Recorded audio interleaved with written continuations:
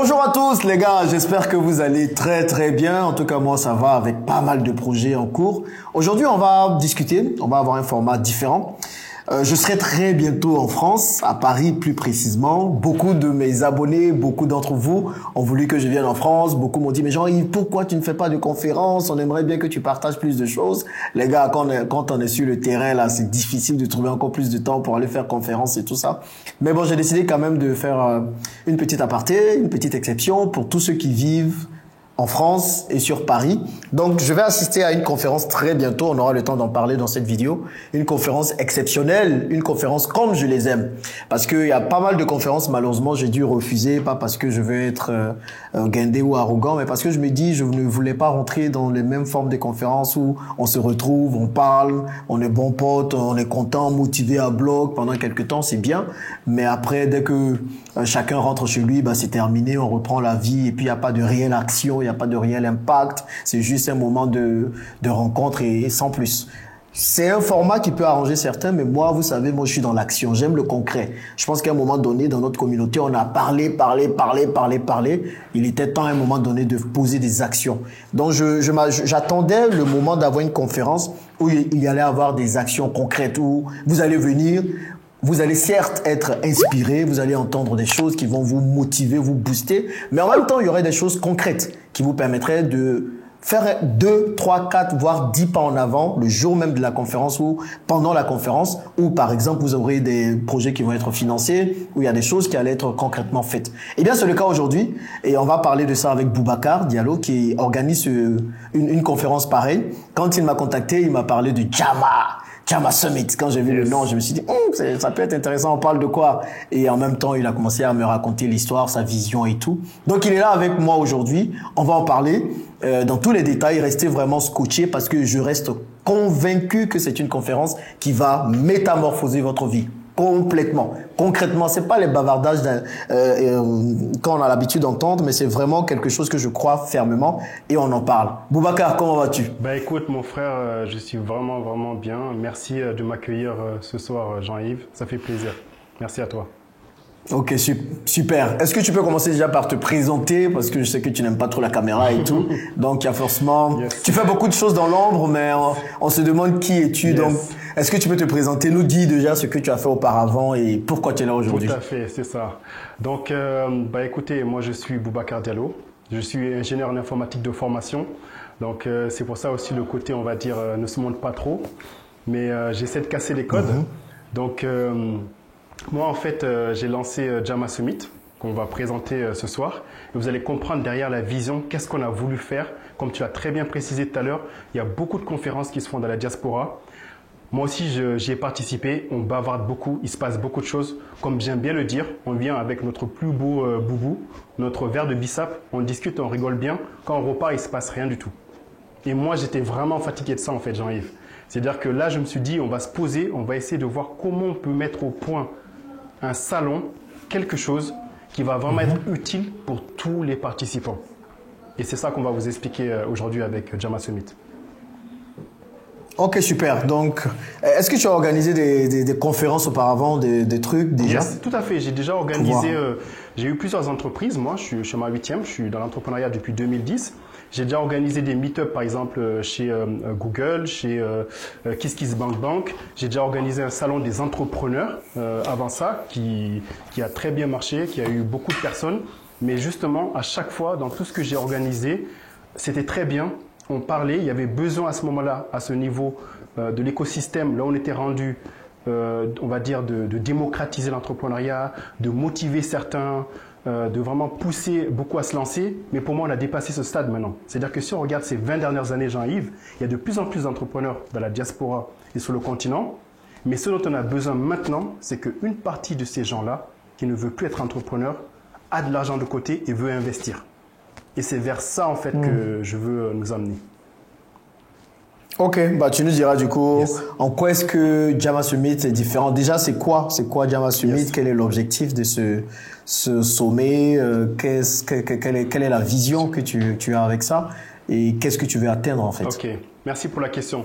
Donc, Jama Summit, à la base, ça vient de l'entreprise Jama. Jama, pour faire très vite, C'est un petit peu comme Fiverr, c'est une application de mise en relation entre entrepreneurs qui sont en Europe, en France, en Belgique, etc., avec des freelances dans les pays africains.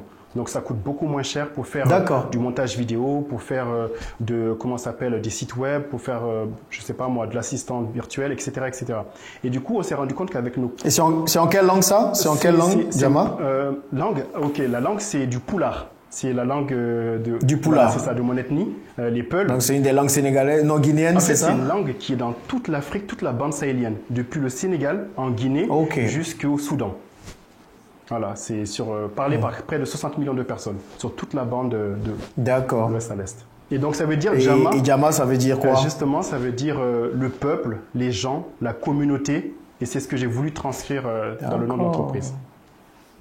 Ok. D'accord. Est-ce que c'est un peu comme Ubuntu là? Bon, Ubuntu c'est ensemble, whatever. Alors, mais il y a une forme de communauté, bien ça c'est juste dire. Non, ça veut juste dire peuple.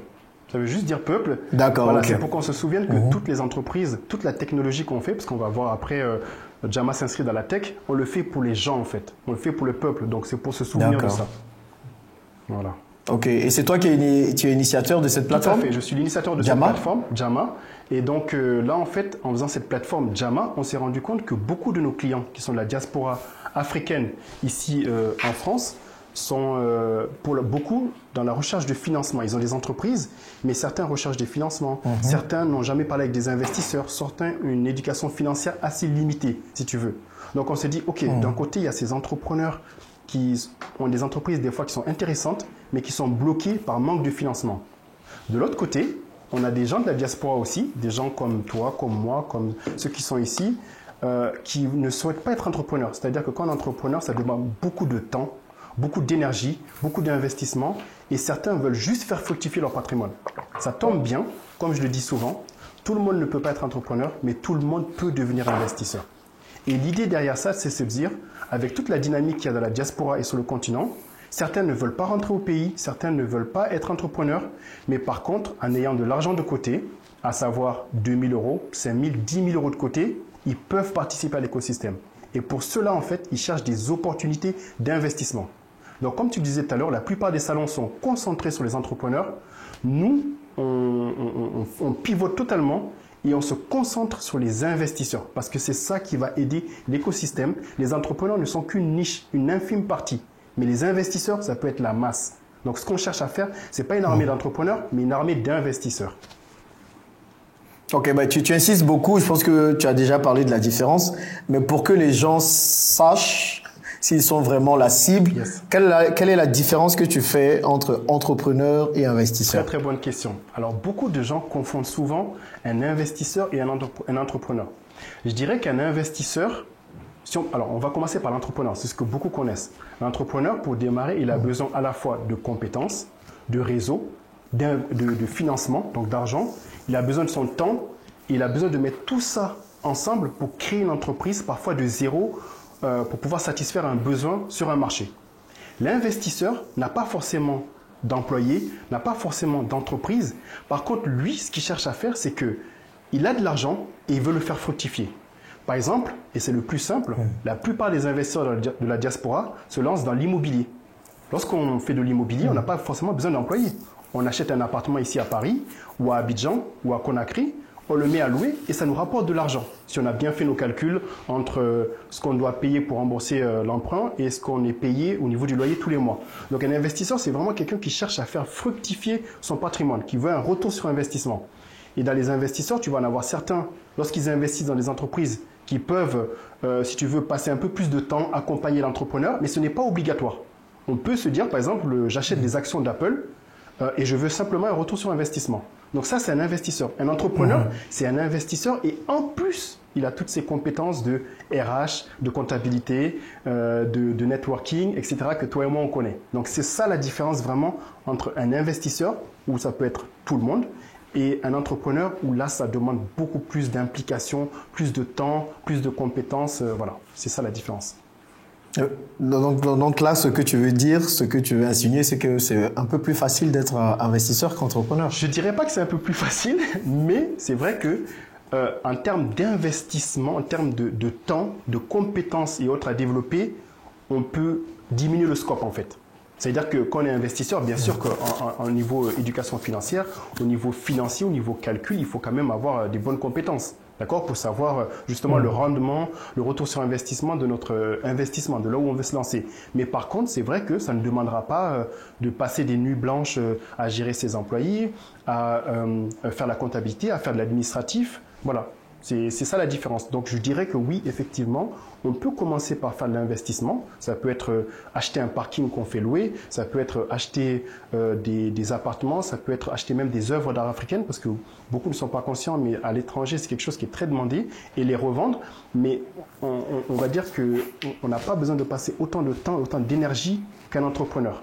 J'ai pu faire les deux, et je dirais que vraiment, on va dire le temps et l'énergie que doit fournir un entrepreneur, je trouve quand même qu'il est plus conséquent que celui d'un investisseur. T'inquiète, je fais aussi les deux, voilà. Et puis je peux voir la différence, yes. Totalement. Voilà. Maintenant, investisseur, c'est sûr, tu investis dans un business, tu investis dans une entreprise. Peut-être que tu as moins de latitude d'action, mais bon, après, il y a des choses que tu peux mettre en place pour pouvoir contrôler tous les revenus et tout. Tout à fait.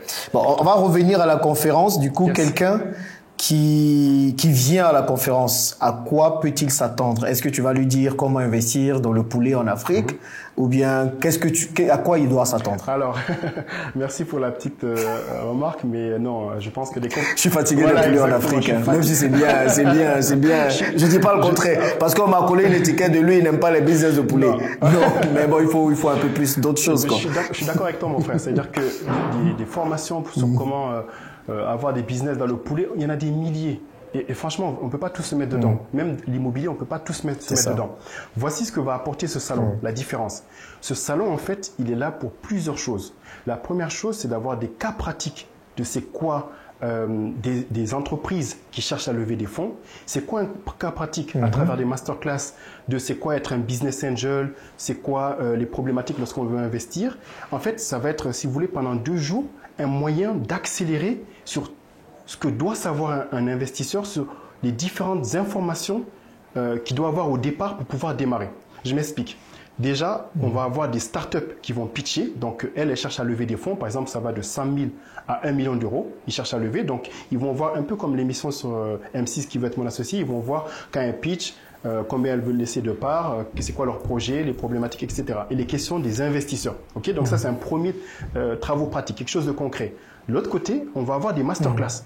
Et là, c'est pas des masterclass justement sur comment lancer son business dans le poulet. Ça va être des masterclass du style comment démarrer en bourse, comment investir dans une start-up en equity ou en crowdfunding, comment investir dans un catalogue de musique et toucher des royalties, comment investir dans l'immobilier en Côte d'Ivoire, comment investir dans les œuvres d'art africaines. C'est-à-dire qu'on va essayer de balayer tous les types d'investissements pour ouvrir l'esprit des personnes et se rendre compte que c'est quelque chose de large.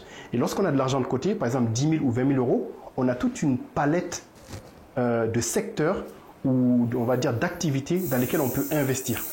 Okay? Et à côté de ça, on va aussi avoir des conférences par secteur. Par exemple, la conférence sur beauté et cosmétique, la conférence sur l'immobilier, la conférence sur la gastronomie africaine, pour se dire à chaque fois c'est quoi l'état des lieux du secteur, comment sont financées les entreprises dedans et surtout comment on peut associer la diaspora pour investir dans ces secteurs. D'accord? Imaginons qu'il y a des restaurants justement qui sont créés.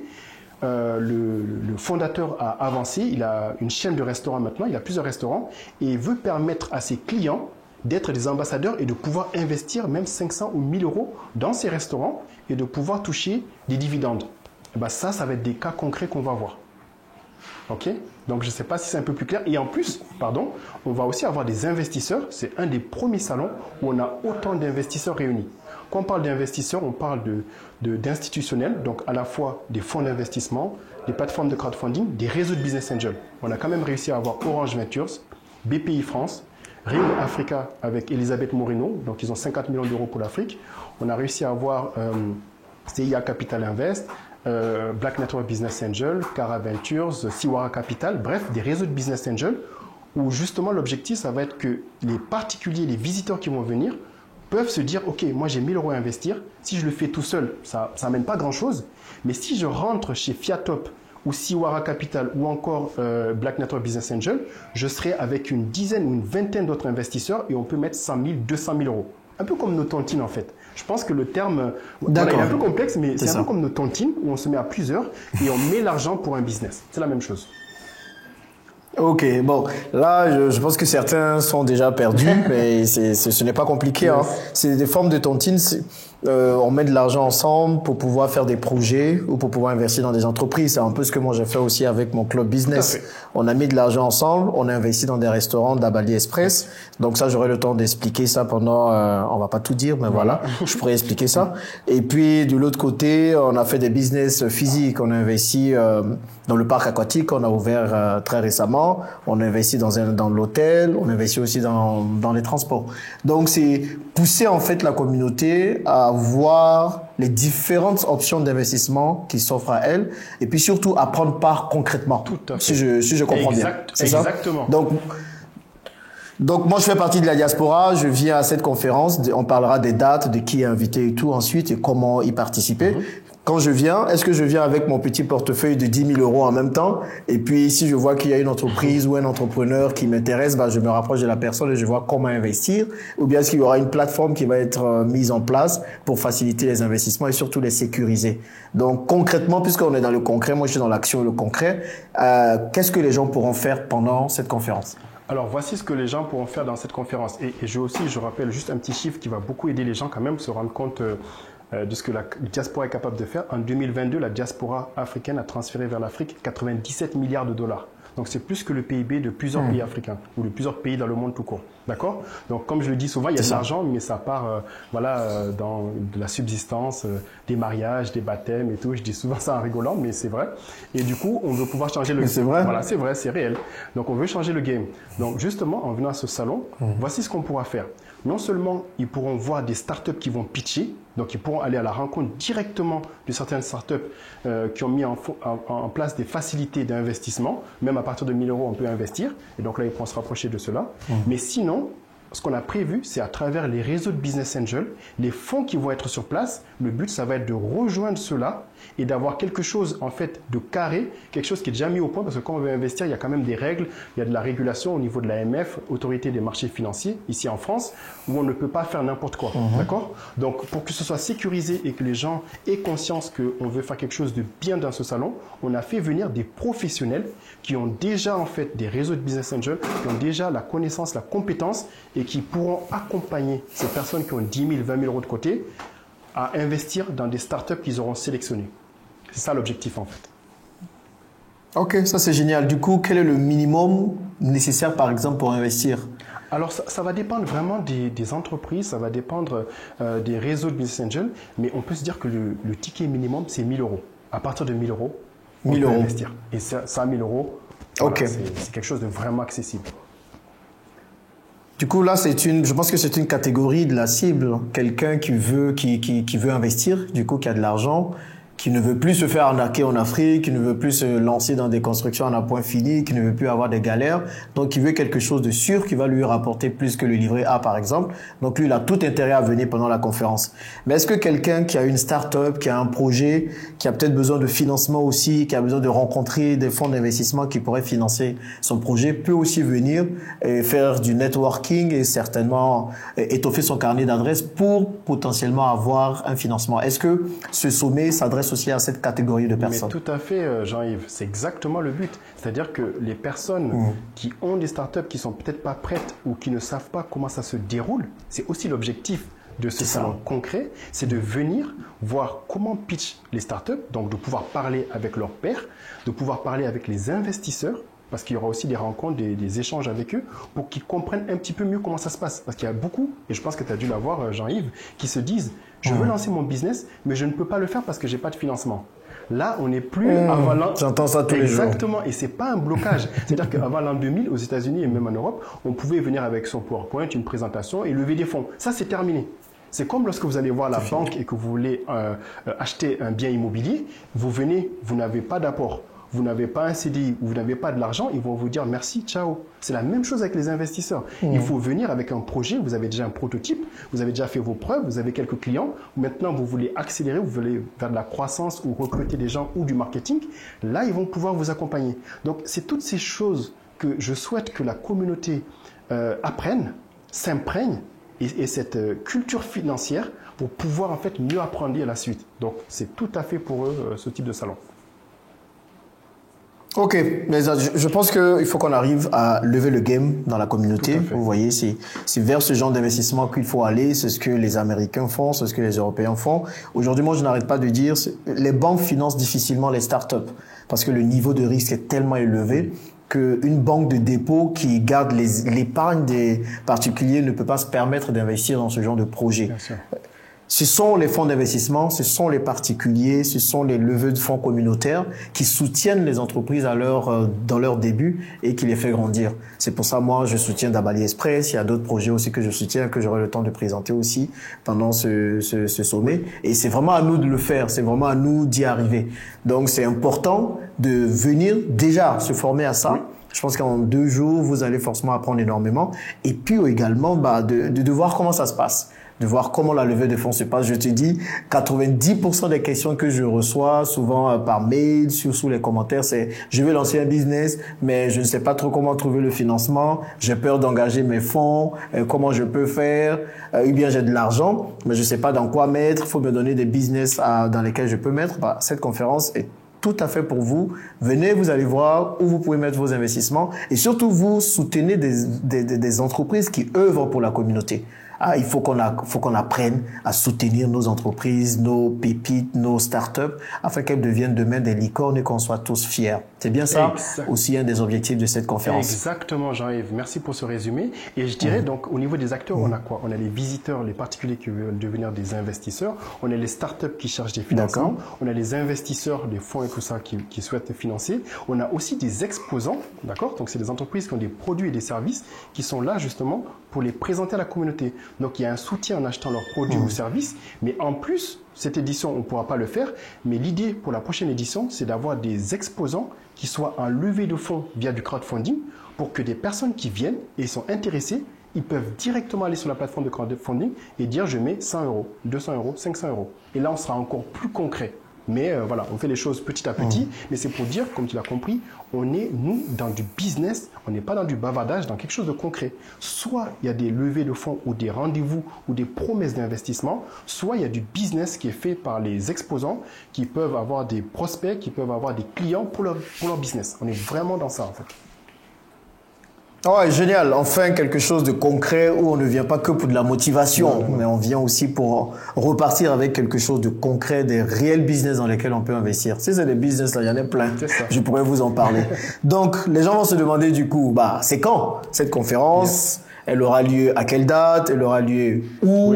Et puis, comment on fait pour y participer? Parce que ça semble intéressant tout ça, mais comment concrètement on fait aussi pour venir? Yes. Alors, les dates, ça va être le samedi 25 et le dimanche 26 mai. Donc, c'est très bientôt. Ensuite, au niveau du lieu, ça va être à 15 minutes de Paris. Avec le RER A, ça va être à la station Saint-Germain-en-Laye. Et la salle, c'est l'espace congrès Les Pyramides. Ça se trouve à Port-Marly. C'est entre Versailles et Nanterre.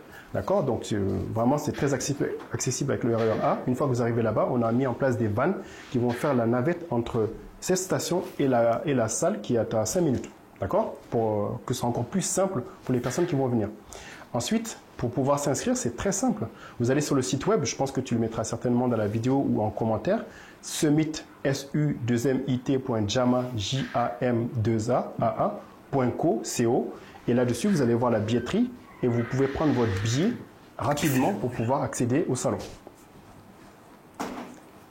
Ok, super. Je pense que toutes les informations sont là.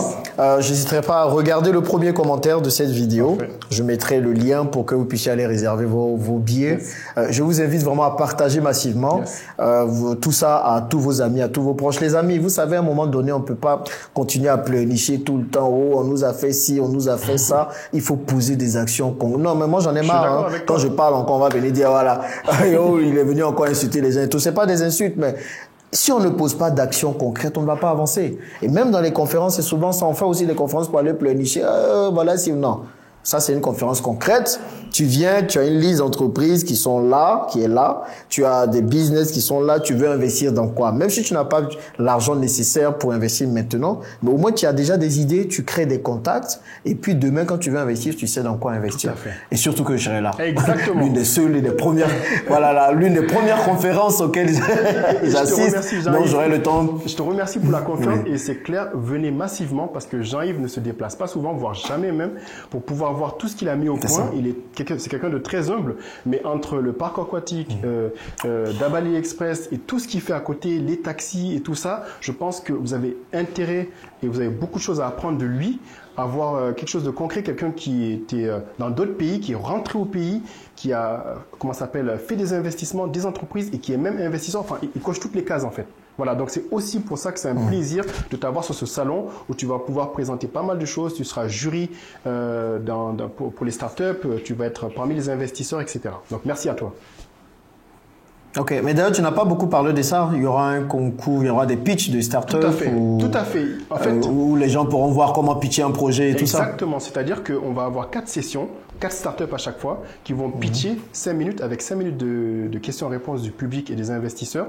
Donc on aura 16 startups au total. 8 qui ont un focus sur la zone géographique de l'Afrique. 8 qui sont dans la diaspora, d'accord? Donc, ils proposent des services ici. Donc, vous allez voir tout ça, vraiment. Vous pourrez parler avec les fondateurs, vous pourrez les approcher. Ils cherchent à lever des fonds, ils sont ouverts et vous pourrez vraiment voir concrètement ce qu'il en est. Et quand on parlait d'avoir confiance dans des projets, bah là, on vous a trié sur le volet des startups sérieuses qui cherchent des investissements. Ok, donc si vous êtes amoureux du concret, de l'action, que vous en avez marre des bavardages et que vous voulez poser des actions concrètes, les amis, je pense que le sommet qu'il vous faut, la conférence qu'il vous faut est là. Venez, on va partager beaucoup d'insights, on va partager beaucoup d'informations. Moi, je vais vous dire comment je fais pour gérer tout ça, le fonds d'investissement que j'ai mis en place, le club business, comment on fonctionne. Je sais que le club business est fermé, je reçois des centaines et des centaines de demandes d'ouverture.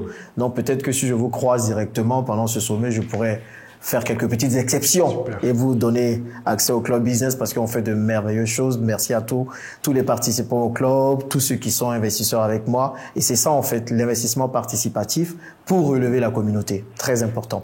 Boubacar, ton dernier mot avant que les gens courent rapidement aller réserver leur place via le lien qui est dans le premier commentaire. Mon dernier mot, c'est s'il vous plaît, là, il y a quelque chose de concret qui a mis en place. Vous allez voir sur le site web la panoplie de speakers qu'on a eu. Vous allez voir, c'est impressionnant. Il y a Jean-Yves, il y a Elisabeth Moreno, il y a vraiment beaucoup d'autres.